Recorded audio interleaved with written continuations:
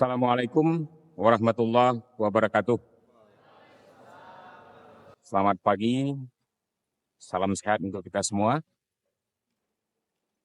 Pada kesempatan yang baik ini, saya ingin sharing mengenai sebuah topik ya, yang sebenarnya menjadi keseharian kita. Dan ada dua kata penting di sana yang ingin saya jelaskan. Kata yang sering dipakai oleh banyak orang dan familiar banyak orang, tetapi sering salah pengertian dengan kata ini. Dua kata, yang pertama adalah efisiensi, kemudian efektivitas. Nah, saya ingin kata ini kita pahami dalam konteks anggaran negara.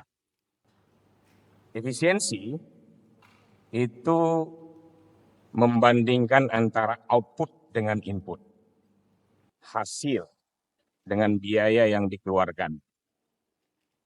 Semakin efisien, artinya output yang dihasilkan semakin besar dengan input yang sama. Atau sebaliknya, kita menghasilkan output yang sama dengan biaya yang lebih murah. Itu efisien.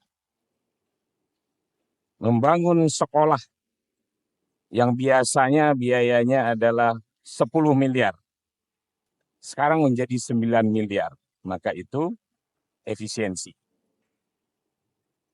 Nah, itu satu kata yang penting.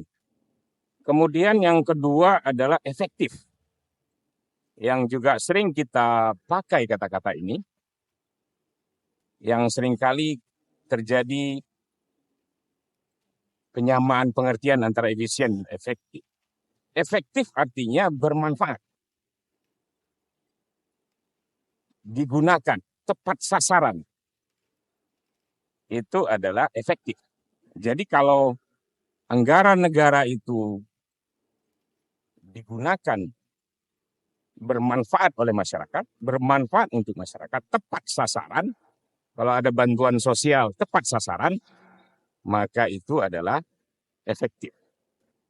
Nah, dua kata sering pakai untuk bicara mengenai mengevaluasi apakah anggaran itu sudah efisien dan efektif. Anggaran yang efisien itu sederhananya adalah tidak ada markup. Jadi jangan dibesar-besarkan anggarannya. Anggaran yang efisien, kemudian juga jangan lebih dari standar harga yang sudah ditetapkan. Jadi ada ketentuan di dalam anggaran. Itu anggaran yang efisien. Kemudian apabila ada efisiensi, maka apa yang bisa kita dapatkan?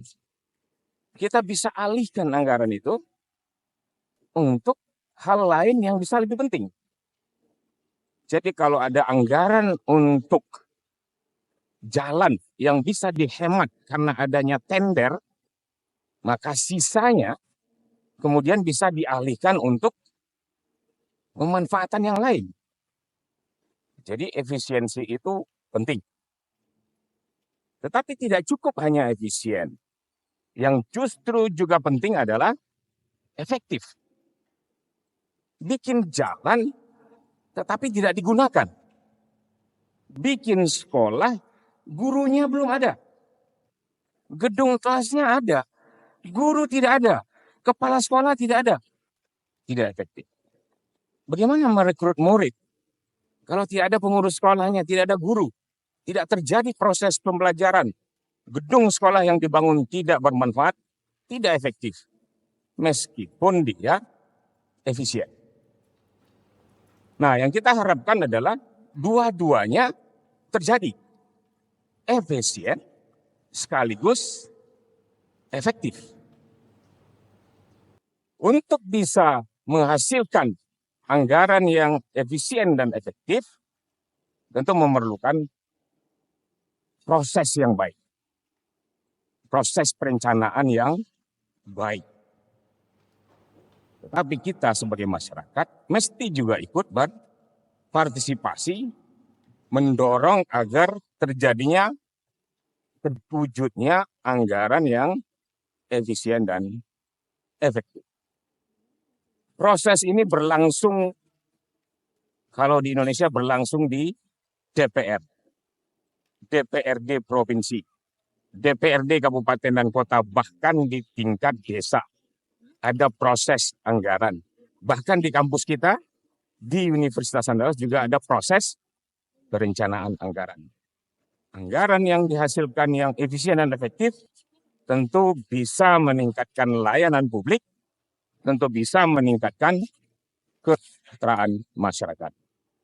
Nah, saya pada kesempatan ini ingin mengajak kita semua untuk ikut berpartisipasi, meskipun kita bukan anggota parlemen, meskipun kita bukan pembuat kebijakan, tetapi sebagai masyarakat mahasiswa berpartisipasi melalui berbagai mekanisme perencanaan, ikut di dalam musyawarah perencanaan pembangunan, ikut mengawasi pelaksanaan anggaran dengan cara memahami dua kata yang penting tadi, efisien dan efektif. Itu mudah sekali. Ketika kita melihat bahwa ada anggaran yang tidak efisien, protes, kritik, laporkan. Sudah banyak media sekarang sebagai instrumen kita untuk melakukan pengawasan terhadap institusi publik. Dan juga jangan lupa, mulai dari diri sendiri, berpartisipasi dengan melakukan efisiensi yang sederhana saja. Ketika melihat lampu jalan hidup, ada tombolnya, berpartisipasilah. Ikut mematikannya, itu sudah ikut berpartisipasi dari diri sendiri. Saya ingin beri dua contoh. Kalau kita bicara efisien dan efektif ini, ada yang skala makro. Kemarin saya mengikuti pidato Presiden Prabowo.